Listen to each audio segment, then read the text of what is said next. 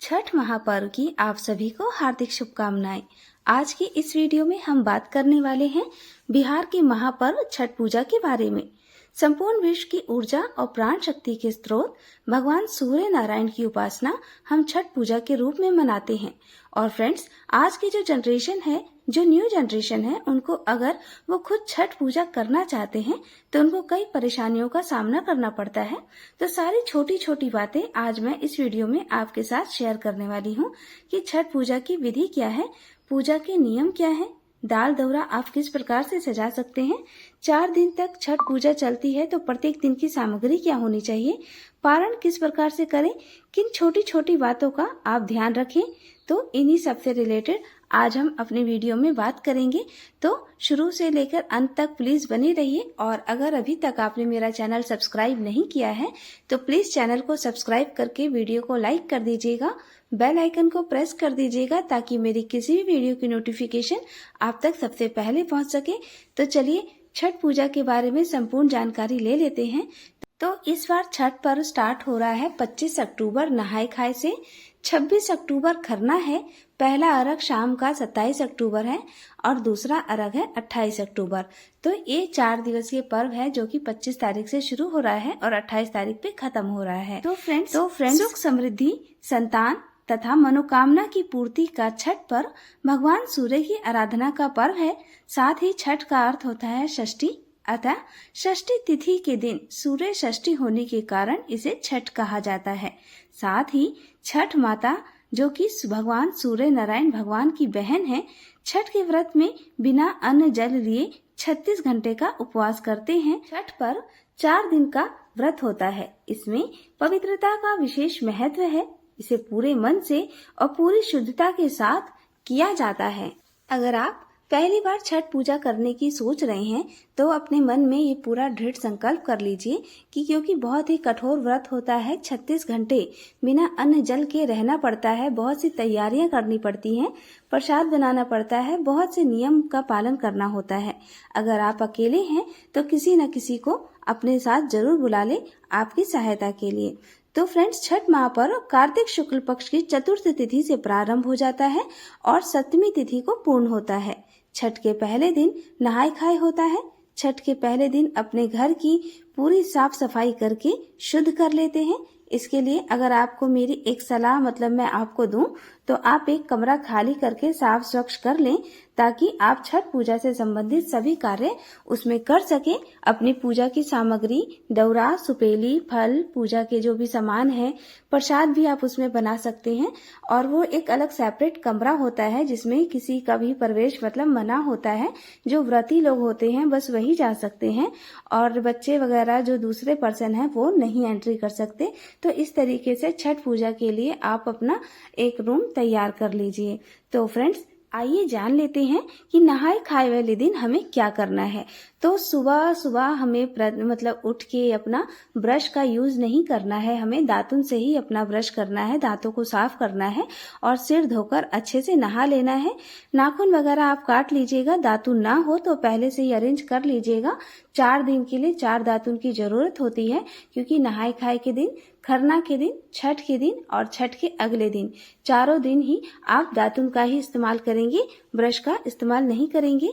तो नहा धोकर शुद्ध साफ कपड़े पहनकर हम अपने छठ व्रत की शुरुआत करते हैं। मांग में पीला सिंदूर जरूर कर लें और सिंदूर हमेशा बैठ के ही अपनी मांग में लगाना चाहिए। और फिर प्रतिदिन की तरह अपना पूजा पाठ आप कर लीजिए। सूर्य नारायण भगवान को जल चढ़ा दीजिए, तुलसी माता को जल चढ़ा दीजिए। अपने घर में अपने भगवान जी का जो भी पूजा पाठ आप करती हैं उस तरीके से आप कर लीजिए। इतना होने के बाद आपको उस दिन शुद्ध सात्विक भोजन ही करना है। लहसुन प्याज आपको बिल्कुल भी इस्तेमाल नहीं करना। अपना किचन बहुत अच्छे से साफ सुथरा करके ही अपना भोजन बनाएं। अगर आपने अलग से चूल्हा वगैरह रखा है तो आप उस पे भी अपना बना सकती हैं। नहाय खाए के दिन लौकी दाल खाने का विशेष नियम होता है जो चने की दाल और लौकी डालकर बनाया जाता है। आज का जो खाना बनता है उसमें सरसों का तेल यूज नहीं करते, रिफाइंड या घी का यूज करते हैं। रिफाइंड या घी में ही अपनी सब्जी वगैरह या दाल वगैरह का आप छौंका लगाएंगे। नमक का यूज नहीं करना है, सेंधा नमक बनाते हैं। इसके साथ साथ बाकी जो घर के मेंबर होते हैं वो भी लहसुन प्याज नहीं खाते हैं। बिल्कुल भी छठ जिस घर में होती है वहाँ पे विशेष साफ सफाई का आप लोग ध्यान रखिए। और फ्रेंड्स, छठ पूजा का जो प्रसाद बनता है वो बिल्कुल ही साफ सुथरा, मतलब वो आटा होना चाहिए। गांव में तो गेहूं धोकर सुखाया जाता है और सूखने के बाद उसे पिसवाया जाता है और सुखाने के समय एक पर्सन छत पे बैठता है ताकि कोई चिड़िया या कोई पक्षी उसको झूठा ना कर दे। इस बात का विशेष ध्यान रखना चाहिए कि बिल्कुल भी साफ सुथरा आटा होना चाहिए। अगर नहीं आपसे पॉसिबल होता है गेहूं पीस कर ये काम करवाना, तो आप मार्केट से साफ सुथरा आटा लाके उसको अलग जगह पे रखिए, अपने प्रतिदिन के खाने से अलग हटा के, ताकि मतलब जैसे प्रतिदिन का जो खाना होता है भूले भटके लहसुन प्याज टच हो ही जाता है, तो आप अपना छठ वाला जो भी है आप वो अलग ही उसकी सामग्री रखिए और फिर अपना प्रसाद आप अगले दिन ही तैयार करेंगे। और उस दिन अपना जो भी भोजन करना है वो भी साफ सुथरे से ही करिएगा। इसके अलावा फ्रेंड्स, छठ पूजा में नए वस्त्र पहने जाते हैं, तो आप अपनी पहले ही साड़ी वगैरह ब्लाउज सब तैयार करवा लीजिए। चूड़ी भी अपनी बदल लेनी चाहिए आज के दिन। और मतलब सफेद और काले रंग के वस्त्रों का आप इस्तेमाल नहीं करें। वैसे तो छठ पूजा का मतलब कहीं कहीं नियम होता है कि कोरा वस्त्र ही लगता है और कहीं कहीं पे अपने धुले हुए कपड़े भी पहन लेते हैं। अगर मान लीजिए कि आप खरना का व्रत कर रही हैं तब तो आपको 25 तारीख को अपना नहाई खाई करना है। अगर आप खरना नहीं कर रही हैं तो अब आप 26 तारीख को अपना नहाई खाई करेंगे, यानी 26 तारीख को आपको लौका भात खाना है। और अगर आप 26 तारीख का खरना कर रही हैं तो आपको 25 तारीख को लौका भात खाना है। तो इस बात को आप ध्यान रखिए। अगर देखिए महिलाएं तो अपनी साड़ी वगैरह चूड़ी वगैरह हर चीज अपनी तैयार कर लें। अगर आप संझवत का व्रत कर रही हैं, क्योंकि उसमें छठ माई की पूजा होती है, साड़ी वगैरह चढ़ाई जाती है, तो और पुरुष कर रहे हैं तो वो भी अपना धोती गमछा कुर्ता ले लें और वो भी सफेद रंग या काले रंग का ना लें। धोती सफेद है तो पीले रंग में उसको कलर कर दे। अब दूसरा दिन होता है खरना। तो खरने के दिन हमें क्या करना है? तो फ्रेंड्स, खरना के दिन आप पूरे दिन ही निर्जला व्रत किया जाता है इसमें भी। और आप क्या कीजिएगा कि 3 से 4 बजे के बीच में आप मतलब स्नान कर लीजिएगा, या 2 से 3 बजे के बीच में स्नान कर लीजिएगा। फिर एक लोटे में जल लेकर लाल चंदन मिलाकर एक लाल पुष्प उसमें डाल दीजिएगा और सूर्य नारायण भगवान को जब लाल हो जाते हैं शाम के समय, उस समय आपको सूर्य नारायण भगवान को अर्घ देना है। घी का दीपक जलाना है, सिंदूर से 6 बार तिलक भी कर देना है और वहां पे आपको 6 बार अपनी परिक्रमा भी कर लेनी है। फिर उसके बाद आप चूल्हे पर या अलग से आपने गैस रखा है तो आप उसे छठ माई का प्रसाद बनाएं। मतलब कि खरना वाले दिन शाम के समय रोटी खीर का प्रसाद ही व्रती महिलाओं को खाना होता है। उसका क्या नियम होता है कि आप 3 से 4 बजे के बीच लग जाएं और प्रसाद बनाने में, और फिर अपना 6 बजे के करीब में आप जो साड़ी खरीद के लाई है नई वाली, उसे एक पाटे पर रख दीजिए। उसमें करधनी रख दीजिए और करधनी आपको संतरे रंग की ही लेनी है, काले रंग की नहीं लेनी है। फिर इसके बाद आप उसमें 6 लौंग, 6 इलायची और 1 सिक्का, थोड़े से चावल रखकर छठ माई का खोइचा भरे। फिर 6 जगह सिंदूर से टीका करके दिया जला दे, अगरबत्ती जला दे। 6 रोटी जो आपने बनाई है, एक व्रती महिला पे 6 रोटी होती है। अगर 2 व्रती महिलाएं हैं तो 12 रोटी। इस तरीके से आप अपना देख लीजिएगा कितनी व्रती महिलाएं हैं। तो 6 रोटी घी लगी हुई और खीर छठ माई को भोग लगाने के लिए रख दें और छठ माई का 5 या 7 गीत आप गाएं। ये सारी प्रक्रिया भी आप गीत गाती हुई कर सकती हैं। तो फ्रेंड्स, जब छठ के गीत घर में गाए जाते हैं तो सच्ची में छठ माता का वास घर में हो जाता है, ऐसी फीलिंग्स आती है। बहुत ही अच्छा, पवित्र और शुद्धता अंतर मन से भी होती है और अपने घर परिवार में भी होती है। तो फ्रेंड्स, गीत गाते हुए अपनी छठ माई की साड़ी चढ़ा के अपनी पूजा पाठ आप जब शाम के समय संपन्न कर लेती हैं, तब उसके बाद आप अपना रोटी और खीर आप अपना मतलब जो भी है वो भोजन कर सकती हैं। और जो प्रसाद आपने बनाया है वो अगल बगल भी लोगों को बांटा जाता है, घर में भी बांटा जाता है। एक एक रोटी ना सही, आधी आधी रोटी भी प्रसाद के रूप में आप खीर और रोटी दे सकती हैं। खीर जो है वो आप गुड़ में ही बनाइएगा, पहले आप क्या कीजिएगा कि दूध में पहले चावल को अच्छे से पकाने के बाद ही आप गुड़ डालिएगा, नहीं तो इससे खीर जो है वो फट जाती है। तो ऐसे करने से खीर आपकी नहीं फटेगी। और फ्रेंड्स, आज के दिन थोड़ा जो प्रसाद बनता है वो थोड़ा ज़्यादा ही बनाया जाता है, लोगों को बांटने के लिए भी थोड़ा सा। और जो 6 रोटियां आपने छठ माई को चढ़ाई हैं वो आपको खुद ही खानी होती है। और भले छोटी छोटी बना लीजिए, तो लेकिन कोरी रोटी मत खाइएगा, घी लगा के ही अपनी वो रोटी आपको खानी होती है। तो पूरे दिन आपको निर्जला ही रहना होता है। शाम के समय एक ही बार आप खीर रोटी खा सकती हैं, और वहीं बैठे बैठे अगर आप चाहें तो चाय वगैरह भी पी सकती हैं।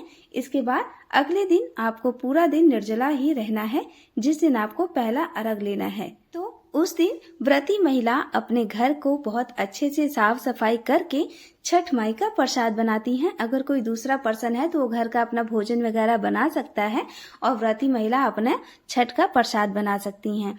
तो अगर जैसे कि आपका नहीं मन है, आपसे नहीं बन पा रहा है, तो कोई दूसरी महिला अगर बनाना चाहे छठ का प्रसाद, तो उसे भी मतलब बिना खाए पिए ही बनाना चाहिए। ये नहीं कि खाना पीना खा के वो अपना नहीं बना सकती हैं।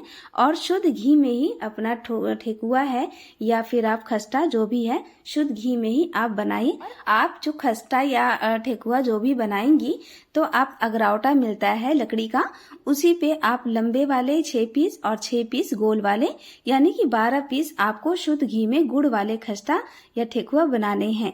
तो छठ माई का जो अर्घ पे हम लोग डालते हैं अपने कलसुप में, उसे आप गुड़ वाले ही मतलब बनाइएगा, और उसके बाद जो बाकी का है वो आप चीनी वाले में बना सकते हैं। और फिर चावल के लड्डू भी बनाए जाते हैं। इसके लिए चावल को पहले ही धोकर सुखा के पीस लिया जाता है, और फिर गुड़ का पाग करके चावल का लड्डू बनाया जाता है। तो इस तरीके से हमारा छठ माई का जो प्रसाद भोग है वो तैयार होता है। शाम के समय गोल वाले खस्ता और सुबह के समय लंबे वाले खस्ता चढ़ाने होते हैं। तो इस तरीके से प्रसाद तैयार करके बाकी का भी प्रसाद आप बांटने के लिए बना लीजिए, क्योंकि घाट पर बहुत लोग होते हैं। तो जब सुबह का अर्घ हो जाता है तो फिर वहां भी प्रसाद बांटा जाता है घाट पे सभी लोगों को। और अगर आप चाहें तो बिना खस्ता या ठेकुआ बनाए भी खाली फल पे अपना छठ व्रत उठा सकती हैं, क्योंकि कितनी महिलाएं होती हैं कि अकेले होती हैं, कोई भी मतलब नहीं आने और पॉसिबल नहीं होता है।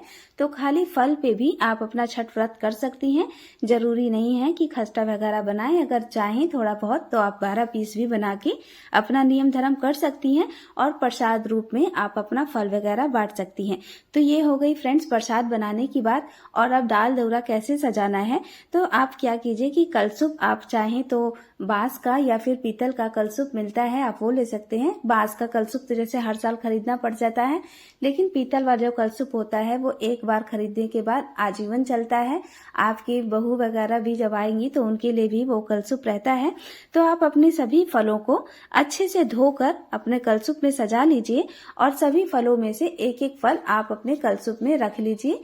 और अपना जो आपने खस्ता बनाया है 6 पीस वो भी रख लीजिए। अपना कचौनिया चावल का जो लड्डू होते हैं उसको कचौनिया बोलते हैं, वो सब भी रख लीजिए। इसके अलावा पंचमेल 1 पीस या साड़ी जो भी आपको अपने कलसुप पे रखना है वो रख लीजिएगा। आटे या चावल का ऐपन बना के रख लीजिए, उसमें थोड़ी सी हल्दी डाल के। इसके अलावा जो जैसे जोड़ा जोड़ा हर चीज खरीदनी पड़ती है, जोड़ा नारियल, जोड़ा अनानास, क्योंकि शाम के समय जो फल आप चढ़ा देंगे सुबह के समय आप उस फल को नहीं ले जा सकते हैं। सुबह के समय अपने फलों को, अपने पूरे जो कलसुप में जो सामान है उन सबको बदल दिया जाता है। तो इस तरीके से आप अपना जो कलसुप है शाम के समय तैयार कर लेंगे। और जब कलसुप में आप पूरे सामान रख लेंगे, अपने घी का जो बाती वगैरह है वो पहले ही भिगो के डिब्बे में रख लीजिएगा। दिए वगैरह रख लीजिएगा, 6 दिए छठ घाट पे लगाते हैं। उसके अलावा एक कलश चाहिए होता है, आम के पोलो जो पत्ते होते हैं वो होता है, और ये सब अपना ले लीजिएगा। एक कपड़ा भी, एक रफ कपड़ा भी रख लीजिएगा हाथ वगैरह पोंछने के लिए। तो इस तरीके से अपना पूरा कलसुप आप तैयार कर लेंगे, और उसको एक छोटी सी टोकरी में रख के उसे एक पीले कपड़े से बांध दीजिए, या फिर अगर आपने थाल पुरुष वगैरह बना रखा है तो आप उससे भी अपना ढक सकती हैं। तो ये हो गया हमारा दाल दौरा सजाने का कि किस तरीके से करना है।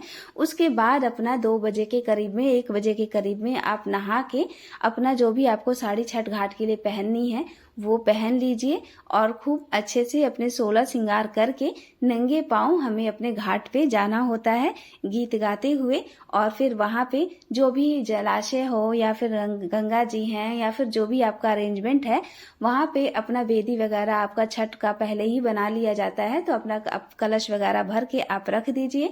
अपना आम के पोलो जो है उसको लगा के दिया प्रज्वलित करके 5 दिए वहाँ पे रख दीजिए। थापा मार दीजिए। थापा मारने के बाद हाथ के जो छापा होता है अपन से थापा मार के सिंदूर से अपना टिक दिया जाता है। नारियल को टिक दीजिए अपना थापा लगा के। तो अपना पूरा इस तरीके से आप अपना विधि विधान से अपना पूजा पाठ करके गीत वीत गाइए छठ माई का। धूप अगरबत्ती जला दीजिए आसपास। और अपना जो भी है बहुत ही मनोरम दृश्य होता है, नहीं आता है, नहीं जानकारी होती है, तो आसपास बहुत सी महिलाएं भी छठ करती हैं, तो उनसे भी पूछ के अपना छठ व्रत बहुत ही अच्छे से कीजिए। और छठ भगवान से, सूर्य नारायण भगवान से प्रार्थना कीजिए। शाम के समय अपना अर्घ लिया जाता है।